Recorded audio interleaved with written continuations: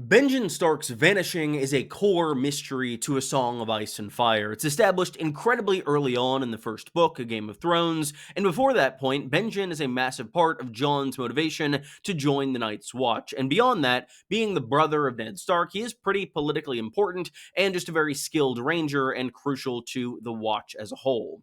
His vanishing in and of itself, when it comes about halfway into that first book, acts as a catalyst for the entirety of the plot of the Wall and sets the stage for the Great Ranging, the death of Jeor Mormont, the Lord Commander, as well as the majority of the Watch, and eventually for Jon's election as Lord Commander in his stead.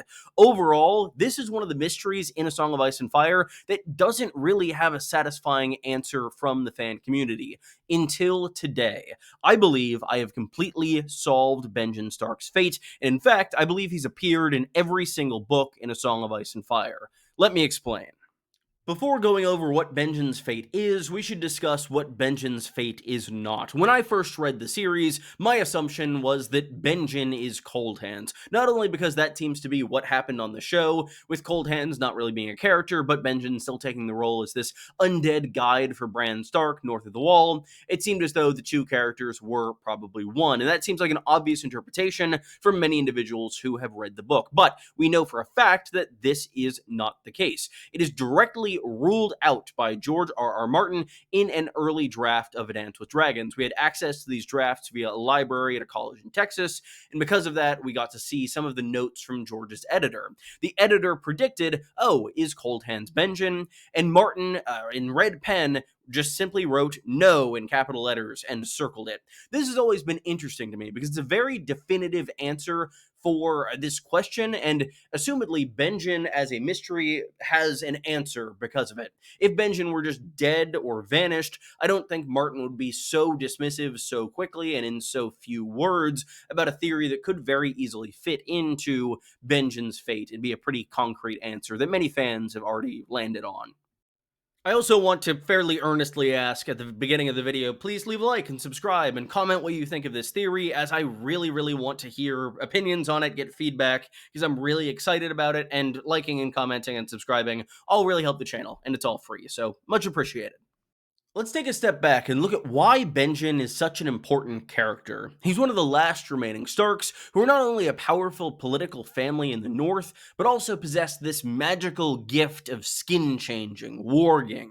Throughout the main series, only one of the 6 Stark children don't exhibit signs of this gift, and that's Sansa, and that's likely because her wolf died so early on in the series.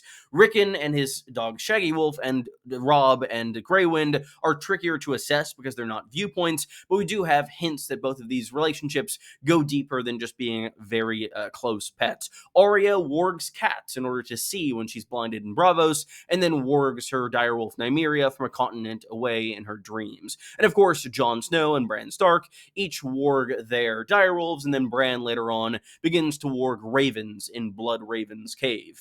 Additionally, it's implied that Benjen's sister Lyanna warged horses, given that she's known as one of the most skilled riders in the series, and she is, as such, a horse. The Benjen, I would not say, is a horse.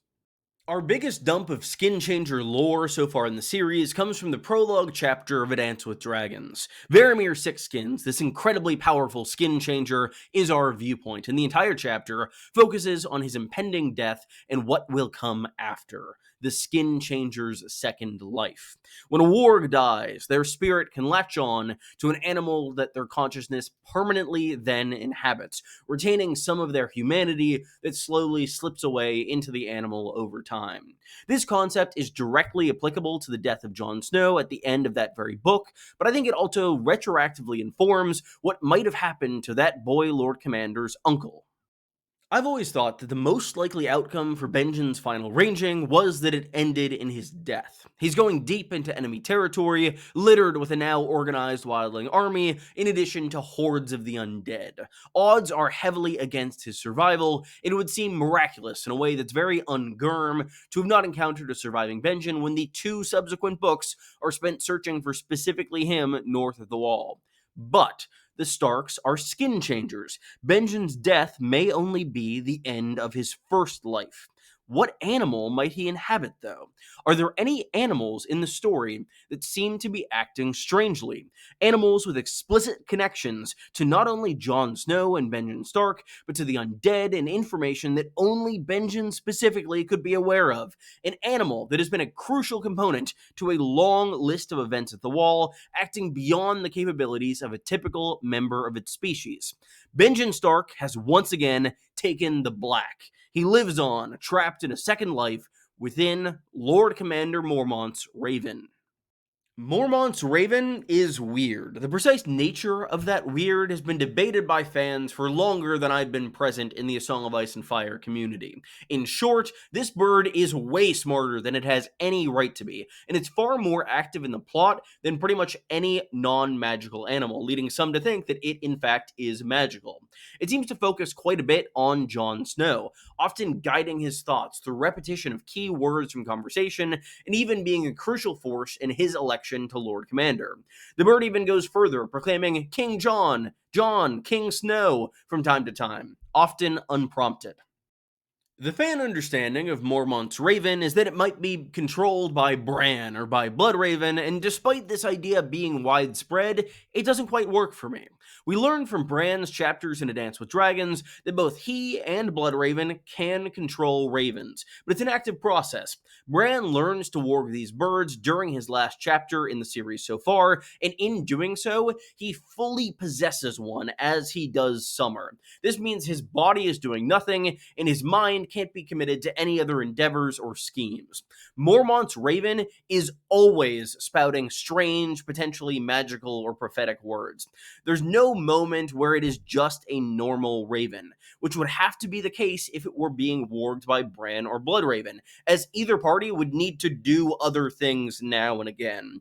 Additionally, both of these characters' preferred method of communication with a target over distance is via dreams. We see this with Jon directly, who dreams of a weirwood with Bran's face, giving him guidance in A Clash of Kings. If they can control people's dreams, they may not need to control a raven in most cases, especially if holding it in a constant state of thrall would distract them from other endeavors. That additional knowledge and intelligence housed within Mormont's Raven makes far more sense if we consider it as a Skinchanger's second life, a human soul being eternally stuck within this creature, attempting to communicate in whatever rudimentary way it can, all while slowly losing its humanity over time. This would track with Mormont's Raven consistently focusing on Jon, and consistently acting as a guardian angel on his shoulder. I also might consider Jaeor as a candidate to warg the Raven, but he also doesn't have any evidence of being a skin changer, nor his family, and the weird behavior of this bird starts well before his death, which I'll go in depth on in a few minutes. With that said, the first appearances of this raven in the series correlate pretty directly around the time of Benjen's disappearance, and what's more, its focus and knowledge match Benjen's. All of this ties into why Benjen may have joined the Night's Watch in the first place. As we learned from Jon's story in A Game of Thrones, there really isn't any benefit to joining the Night's Watch, especially in Benjen's case, for someone who at the time was third in line to becoming the lord of the largest of the Seven Kingdoms. Benjen's motivation for swearing these vows to this ancient order have often been in question by fans, and the main hypothesis tends to relate to his sister Lyanna. We hear from Jojen and Mira Reed that Benjen and Lyanna seemed very close, especially at the tourney at Harrenhal, where Lyanna first met and likely started a relationship with Rhaegar Targaryen. Because of the sibling bond between Benjen and Lyanna, it seems likely that Benjen had this hint of the truth regarding Lyanna's kidnapping by Rhaegar, and in turn, their resulting child. I'd go so far as to say he is the most likely person to know about Jon's Targaryen parentage who wasn't directly present at the Tower of Joy, and he may have joined the Watch out of guilt for not stopping his sister from running off with a man who would be the doom of her, himself, and his father and eldest brother. This brings us to the point of inspiration for today's theory. The Raven continually shouting, King Snow. It's commonly cited as an utterance of Bloodraven, trying to guide the Targaryen dynasty towards his glorious timeline, his desired outcome. But as mentioned before, this specific bird and its actions don't really seem to be Bloodraven's style. What if instead, the bird isn't proclaiming the glory of the rightful king? What if it's an uncle trying desperately to tell his nephew the truth of his birth? A truth that now lingers just out of Jon's reach, due to Benjen holding on to that secret that drove him to join the Watch for just a moment too long.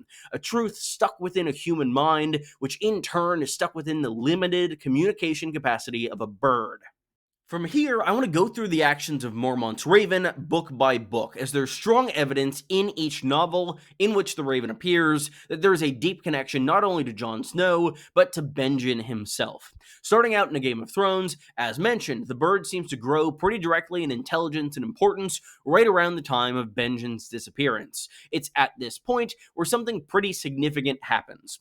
The bird says a name. The only name we hear from the bird for the entirety of the series is Jon Snow, but the exception to this pattern comes right at the beginning of the story in Jon 9, A Game of Thrones. To quote from that chapter, Benjen, the raven squawked, bobbing its head, bits of egg dribbling from its beak.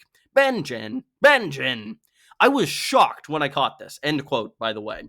It literally is the only other name the bird says in the entire book, and that seems incredibly impactful. It's also not listed in any online list of words the Raven has said, likely due to being broken up into two different parts and not coming up on the searches. Beyond that, the Raven seems to have knowledge beyond its means. When Jon is attacked by the two zombies in Lord Commander Mormont's tower, the Raven starts yelling, "Fire! Fire!" While the Raven typically only repeats things, here it is producing incredibly relevant words all on its own, and that word inspires Jon to burn the White and save his life as well as Lord Commander Mormont. This knowledge does have a fairly concrete source.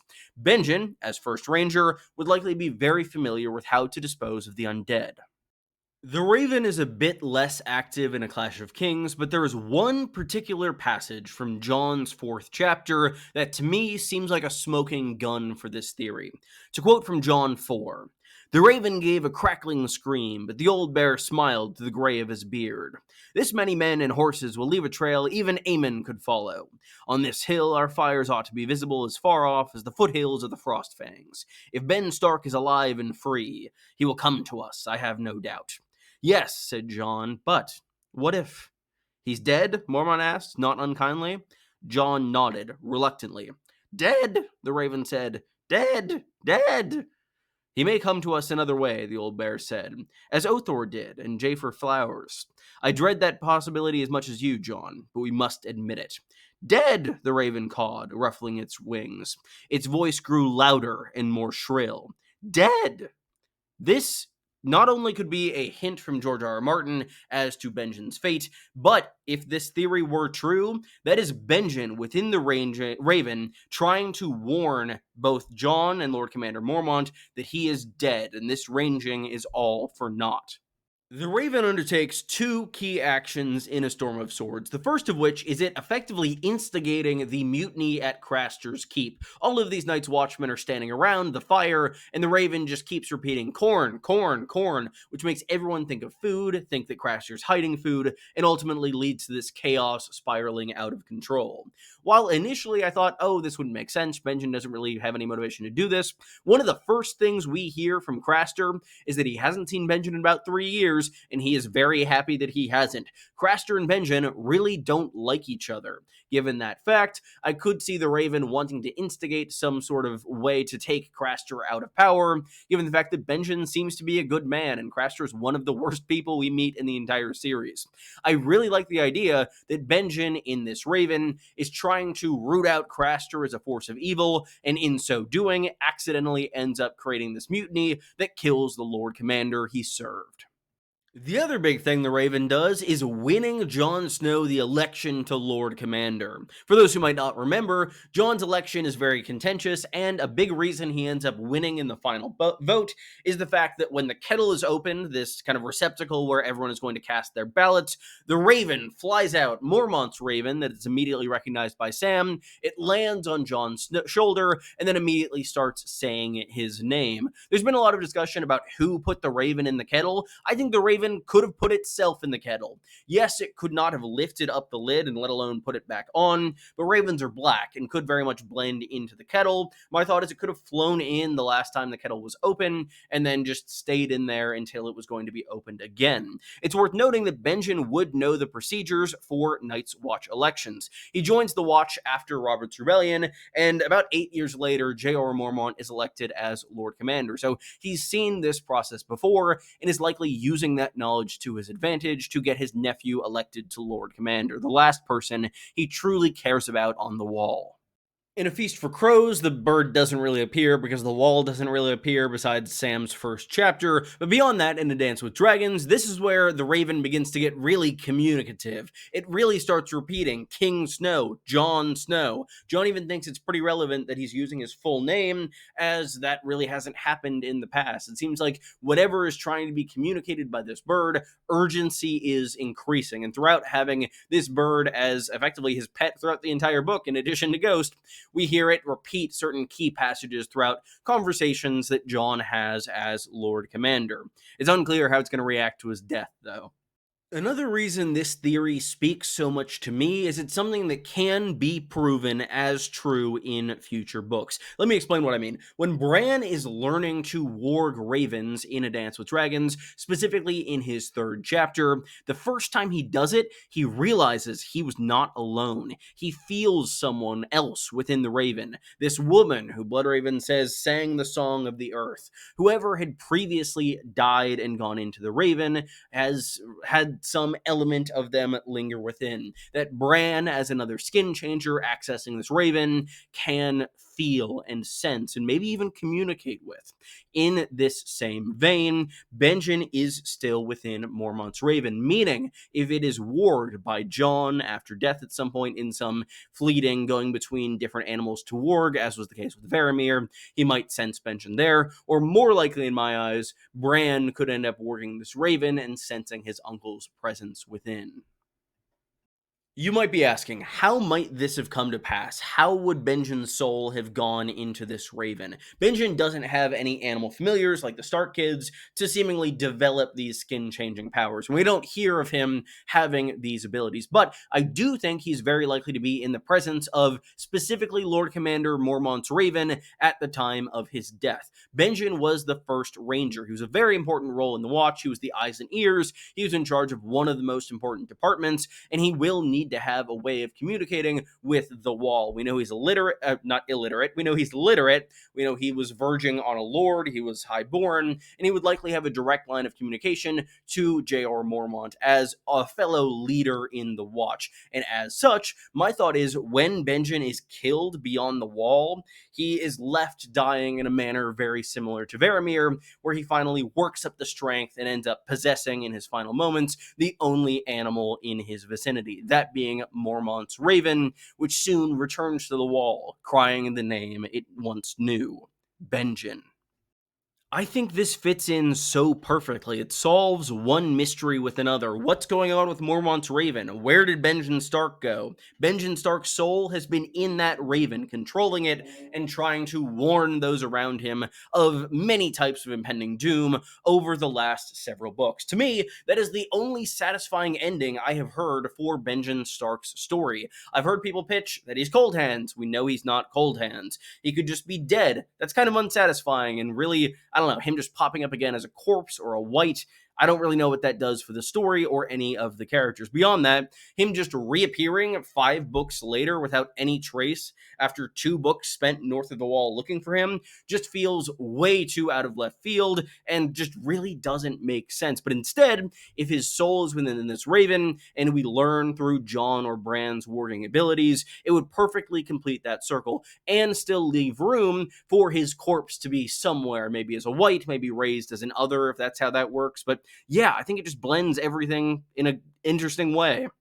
Ultimately, the reason I fully and completely believe this theory is that it seems like a perfect tragedy that George R. R. Martin would write. This man who spends his life hiding from this secret that is now brought forth to the wall with him in his nephew, whose heritage he has tried to hide, reappearing and joining his militaristic band, is killed, and as such, that knowledge dies with him. But in death, he finds that this knowledge needs to be passed on. There are things that people must know. Jon must know the truth of his parentage if he is going to fully realize his potential and be safe from the danger that may lie within his Targaryen blood. But Benjen is unable to communicate this message. He's trapped within the wings of a bird that has only rudimentary ability to speak, and as such, he has tried his best time and time again over the course of years now to get that message across to his nephew, never fully able to do so, all the while slowly losing his humanity and becoming one with this creature. I think it perfectly works with what Martin has set up not only for Benjen, but for warging as a skill set in A Song of Ice and Fire. Oh my god, this was a lot. Thank you all so much for watching. Let me know what you think in the comments below. I'm really excited to hear feedback on this theory. I love it, and I hope that you all love it too. Let me know what you think. Please like, subscribe as well. It really helps the channel. I have a Patreon, which is also down below. I'll have many more videos for you on A Song of Ice and Fire, House of the Dragon, Dunk and Egg, and Game of Thrones in the very near future. And I appreciate any and all support. It really helps the channel. Goodbye, everyone. I'll see you soon.